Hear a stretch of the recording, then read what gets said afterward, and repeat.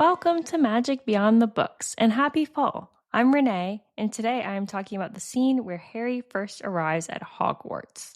Warning, there are Harry Potter spoilers in this episode.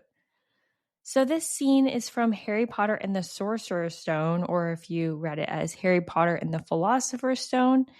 It's a really quick scene. It's just pages 110 to 112, or a little bit into 13 is when they enter the castle. If you're listening to the audiobook, it's about 35 minutes into the end of chapter 6, the journey from platform 9 3/4. And it goes through the end of the chapter, and then in the beginning of the chapter is when McGonagall takes the students into the castle. In a quick summary, Harry Potter and Ron Weasley leave the Hogwarts Express train and join Hagrid and the other first years on their boat ride to Hogwarts Castle. So let's get right into it. The date of this is September 1st, 1991. And that date was a Sunday. And if you were born on that day, you are a Virgo sun sign, and your Chinese zodiac is a goat. At the time, so remember we're early 90s, so the number one song in the US and the United Kingdom was Everything I Do It For You by Bryan Adams. And the fashion of the time was very much grunge, which if you're not familiar, that's like ripped jeans, oversized flannel shirts over like a band tee, a lot of overalls. If you Google it, they describe it as effortless thrift store aesthetic. And also in this time, cycling shorts became a fashion inspired by Princess Diana was a big one that wore those. And cow print was introduced around the spring summer by Prada of 1991. So very much in that early 90s fashion, which I feel like the movies kind of capture that. Like I'm picturing Harry from the Muggle world in I think it's the first movie. The second movie, they put him in this oversized flannel with a shirt underneath. And obviously he's wearing oversized because these are Dudley's hand-me-downs, but I think he fits the look of like that 90s grunge. I'm not going to get into the whole train ride because a lot happens on that, but I just want to talk about the entrance to Hogwarts because I feel like that's very nostalgic. I think about the movies a lot. And now that we're getting into fall season and a lot of people are rewatching the movies, I thought it'd be fun to like revisit just this scene of coming to the castle. So it starts with an announcement on the train notifying them that they'll arrive at Hogwarts in 5 minutes and that they're supposed to leave their luggage on the train and that will all be collected, which I think is interesting because in later books, they talk about taking their luggage off and having their luggage with them. And I'm trying to remember, I'll have to do a breakdown at some point, but definitely in this one, they leave their luggage. The announcement seems to go out to everyone. So I think it's not just first years. I think everyone's leaving their luggage on the train. And then I guess house elves or whoever goes through and brings it to the castle. But later, I feel like they talk about them having their luggage and like bringing Hedwig and everything and bringing all their pets.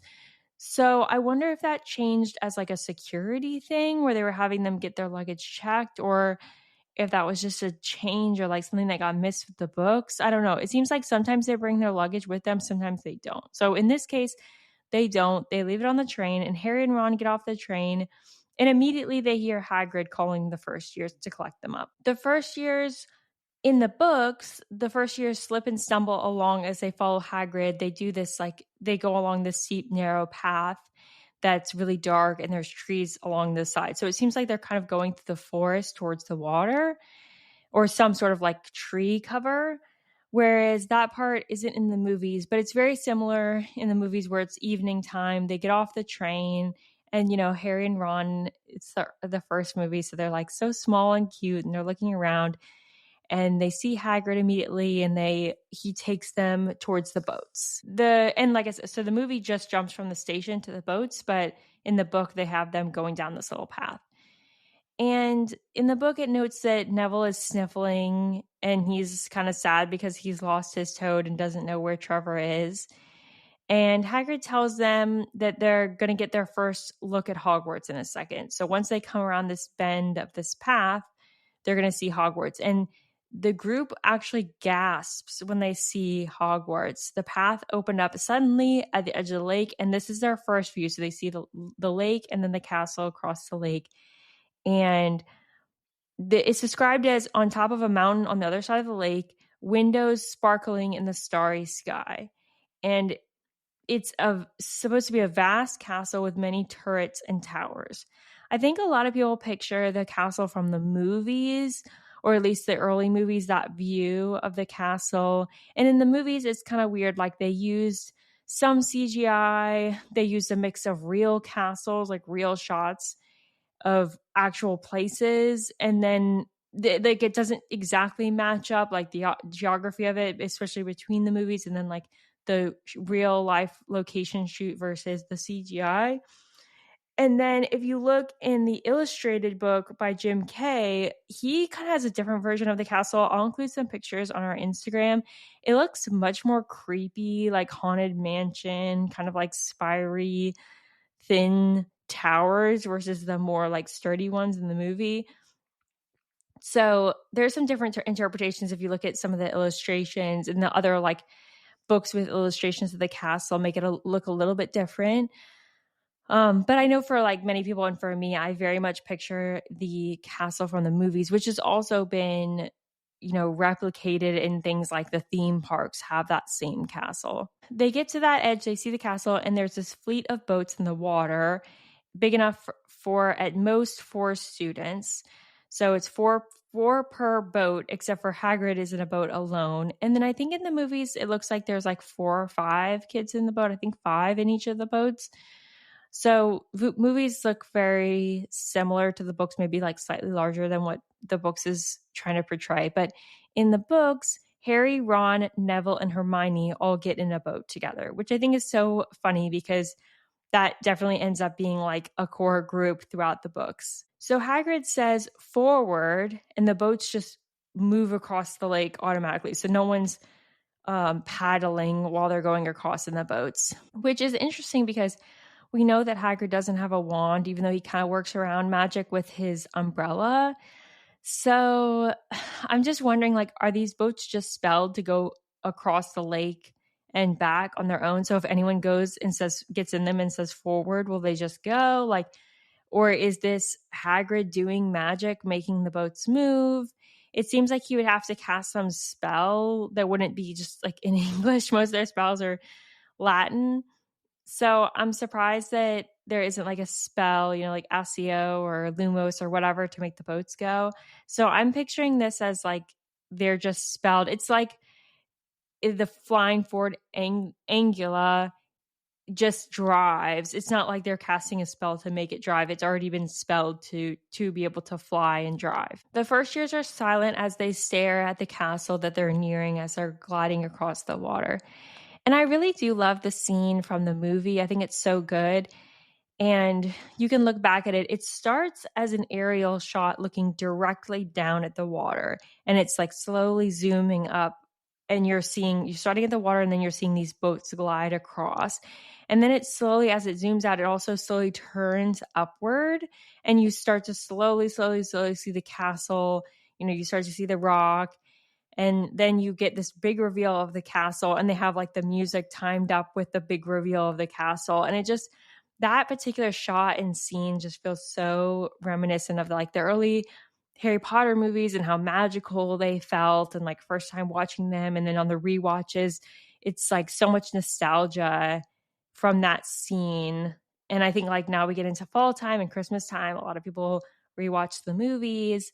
So I just love this little scene. I think it was such a great shot showing the boats going across, and then it's like slowly leading up to the castle. So definitely rewatch that scene. And they do a good job with it too. It's definitely all dark, and the castle windows are lit up, and you can see fog around the lower part of the castle cliff. And the boats are organized a little bit different. Like I said, I think there's like 5 in a boat. And Hermione is in a separate boat with other girls. It looks like, I think it might be the girl that's supposed to be Susan Bones is in a boat with her. And Harry, I believe Harry, Ron, Neville, and Dean, and maybe someone else are all in a boat together. And then they sail across. So Hagrid tells them to put their heads down, and the boats take them through a curtain of ivy over the side of the cliff face that hides a dark tunnel underneath. So they take this tunnel that goes underneath the castle into this underground harbor. In the movies, you can like barely see it. It looks like there's a boathouse towards the front that's kind of down on the castle cliff. And I guess that's the same boathouse that they use in the very end. I think it's Deathly Hallows Part 2 when Harry, Ron, and Hermione go to find Voldemort, and Voldemort's with Snape. And then this is whole like Snape's death scene where Nagini kills him, and then the trio comes and finds him. That looks like it's all in a boathouse, which it's in the books. That whole scene happens in the Shrieking Shack, and no boathouse has ever comes up in the books. But it looks like in the movies they decided to place it in that boathouse that I'm assuming they're saying like this is where the first years are coming in. And what's funny is there's many Harry Potter Lego sets, and there's a Lego set you can get of the Hogwarts castle, but there's a Lego set specifically for that boathouse. It's the little boathouse with a little like telescope on the top, and then it looks like there's a boat with some characters. It looks like Dean, Harry, I think Neville and Hermione, and maybe McGonagall are all part of this little like set with with the boathouse. It's very funny. So I think you can still buy that too if you want to get that, if you're into all the Lego. But back to the scene. So as they go under this underneath tunnel harbor thing, they all get out of the boats, and then Hagrid's checking all the boats to make sure obviously they didn't like leave anything. And he finds Neville's toad, Trevor. And of course, Neville is so happy to be reunited with his toad. And I have to say, I think Hagrid is definitely the hero of the scene. As soon as Harry gets off of the train, just hearing that familiar voice of Hagrid that he's met before, I think really calms him down. And then it's like Hagrid gets to have this really fun experience of taking all the first years each year to see the castle for the first time. And this is a very special moment for them. And I feel like he does a good job of, letting them have fun and experience this moment and not, be super mean about it. I think he's kind of hurrying them up in the movie scene, but in the books, he's never like rushing them through it. And then the fact that he finds Neville's toad and reunites him, I just feel like he's so sweet with the first years. So they're in this passageway in the rock that takes them up into the grass outside of the castle. And they walk up a flight of stone steps, and like they go up to the grass outside of the castle, and they go straight to the front door of the castle. I feel like for some reason in my mind, I always thought like they went through some back door or something, but they actually go through the very front doors of the castle and then wait in the entrance hall. So the timing must work out, because if we think about it, all the other students, they get off the train, they walk and they get on carriages, and the carriages take them to the castle. They get out of the carriages, then they go in the entrance hall, they get all settled, and they're chit-chatting and whatnot, and then they get hushed for the sorting ceremony, and the first years get brought in. So it must take, I guess it's a big lake, or I guess they do the walk and getting in and out of the boats. And then I guess they do wait in the entrance hall a little bit before they get left in. But I guess the timing just works out where that takes them long enough and takes them a different way where they can like have their own special entrance in seeing the castle, in going through the entrance hall for the first time, versus like going through it when it's all crowded and there's a bunch of students everywhere and all the older students.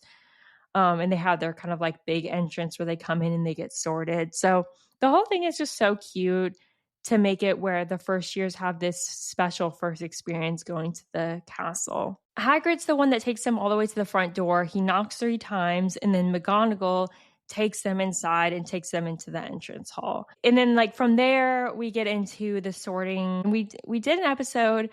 It's about Harry being sorted, and that whole scene from the point where McGonagall takes the students. That's episode 16, Harry Potter Gets Sorted, of this podcast. So if you want to get more into where we go from here, you can listen to that, and I won't go further down the scene. Okay, so I want to talk a little bit about the castle and grounds. Like I mentioned before, they used CGI, they used different actual real world castles to shoot the castle in the movies. So I think it gets a little confusing, and then the movies having different directors, and obviously, like, I think it's pretty clear that it's in different locations. Like, they have some scenes with Hagrid's hut looking one way, and then, like, I'm thinking about the third movie, they're always walking down these steps down to Hagrid's hut, and it just looks a lot different. So I did look up, I found a map from JK Rowling that she drew of kind of the layout of Hogwarts and the grounds. And I thought that would be kind of good to talk about. It's revealing of how this all is laid out, which this whole time, I think I just like didn't really know how this was organized and was a little bit confused about things. So I'll try my best to describe it, and then I'll share on our Instagram the pictures so you can reference that too. Okay. So remember, we're in the Scottish Highlands. That's where this is supposed to be located in the real world. So we're gonna pretend that we're flying with Hedwig, and we're all the way up in the sky, and we're looking down, straight down towards the ground in this aerial view of the castle and the grounds. So you have the train station kind of towards your bottom right. The train tracks are on the far right, coming in and going across, and then you have Hogsmeade Station. Hogsmeade Station has trees in the back of it, which would be if you're having the train tracks on the right of it, and then on the left, you're having trees behind it, right?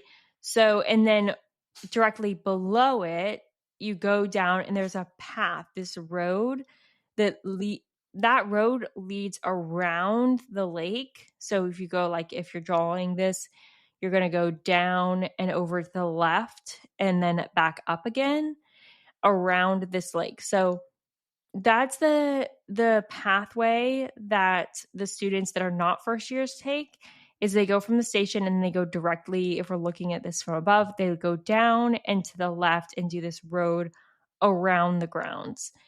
And that is also where they have the Hogwarts gates kind of down towards the edge of this map.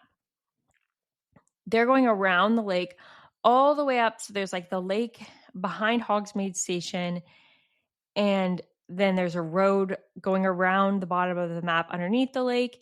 And then it goes all the way up the left side of the map, up, around to the like left north side. There's Hogsmeade, so like Hogsmeade Station and Hogsmeade are far away from each other. I thought they were right next to each other this whole time, but apparently not. So you draw this like almost circle around. So the top left corner of this map is where Hogsmeade is. And this is, again, that road for carriages is kind of, doesn't go through Hogsmeade. It goes kind of just beneath it and then wraps around. So now you're like at the top of the map. You've gone from Hogsmeade Station, like kind of close to the bottom right corner of the map. Then you go down and around, up, to the left, up the left side of your map, and then turning right at the top of the map. Hogsmeade's at the top left corner of the map. And then you pass that, and then so you get like to the middle of the top of the map. And then you're going to go straight down from there. There's a little pathway that leads right into Hogwarts. And that's the front gates of the ground. That's the front gates that have the winged boar. So they go through the front gates in their carriages and then reach the Hogwarts castle, which is right in the middle of your map. And then, so if you're standing at the front of the Hogwarts castle, looking at it, like if you're going through the front, you can't see, but there's going to be the cliff behind the castle and the lake on the other side of it. And then looking down at the map, the castle's in the middle, and then like the Hogsmeade is at the left top of the map, right? If you go a little bit further down from the left top, so left side, beneath Hogsmeade, but above the castle, to the left side of that pathway down to the castle, is the Quidditch pitch. And then, so the Quidditch pitch is between the castle and Hogsmeade. And then, you have and on the left side of that road, straight down to the front door of the castle. And then on the right side of that road, so opposite the pitch, and on like the right and then up side of the castle, that's where you have the Whomping Willow, and that's where you have Hagrid's cabin. And then directly right from the castle, you have the greenhouses and the vegetable patch. So that's all kind of on the right and above from the castle, and then across that road leading into the castle from the Quidditch pitch. And then on the right, so like the right corner of the map and most of the right side is where the forest extends. So that's all the Forbidden Forest on that side. So Hagrid's hut and the Whomping Willow are right on that edge of the Forbidden Forest. And also the vegetable patch and the greenhouses are right on that side, that right side by the Forbidden Forest. And then if you circle back around, so back at Hogsmeade Station has these trees behind it, and then there's boats on the edge of the lake, and you have this big circle of the lake which takes up the most of the like bottom half of the map. It's just taken up by this big lake where the giant squid is. So when you take the boats from Hogsmeade Station kind of to the left and up, you'll go right towards the castle, and that's the cliff. And so that's where the first years go. So they take this quick shot straight like from Hogsmeade Station to the castle across the water, whereas the older students are taking this long road in like a circle all the way around the whole map and then down into the castle that's in the middle of the map. So, like I said, I hope I'm describing that well enough to understand, but I will also include a picture on our Instagram if you want to see the visual. If you are interested in seeing the Hogwarts castle in the real world, in real life, we talked a lot about travel places where you can see it in our podcast episodes 11 and 13. They're called Harry Potter Travel Locations, Part 1 and Part 2. And in the first one, we go into England, and then the second one, we go into the rest of the world. So I won't really rehash that, but there are a couple different castles you can see that were used for different shots. And then you can see a model of the castle at the Warner Brothers studio in London. You can also see versions of the castle at the theme park, like I mentioned earlier. Some fun facts about the Hogwarts castle. It's 7 stories high and has 142 staircases. It was built over 1,000 years before Harry's time at school, and it was built by a wizard architect who worked with the 4 founders and collaborated to create the castle. So the 4 founders, of course, being Ravenclaw, Gryffindor, Slytherin, and Hufflepuff. It's definitely an extensive, vast castle, and then the whole grounds around Hogwarts. And that it's important to note that because of all the magic around that whole area, that's why they're supposedly not able to use technology, because the magic interferes with it. And this whole area, the Hogwarts castle and also the grounds, is protected. So people that don't know of it, like if a muggle stumbled upon this area somehow, they wouldn't be able to see it. And then people that are not specifically invited to go to Hogwarts, people can't just walk in. So there's protective fields around it. People can't fly or walk or whatever. People can't sneak in to the castle grounds for the most part. Obviously, people find a way, like Draco with the vanishing cabinet, but people aren't able to apparate or disapparate into the grounds or at the castle or anywhere around this area. There's a part in book 6 where Harry walks through the gate with Tonks, but they get to the gate and they have to wait for Snape to open it for them. They can't just like apparate in or even pull the gate open or scale the gate to go in. And when Harry returns in book 6 with Dumbledore, when they're flying back to the castle, Dumbledore has to take down some of the protective spells to let them in. But yeah, so happy fall. I hope you're feeling in the season now that we're in September. And that is Harry's first experience coming to Hogwarts and a little info about the castle and grounds. Thanks for joining me for this episode. Don't forget to rate and subscribe to the podcast wherever you are listening. And next week, we will be talking about Bellatrix Lestrange. So that's going to be a really fun episode. Until then, happy reading, happy listening, and may you always have the potion ingredients that you need.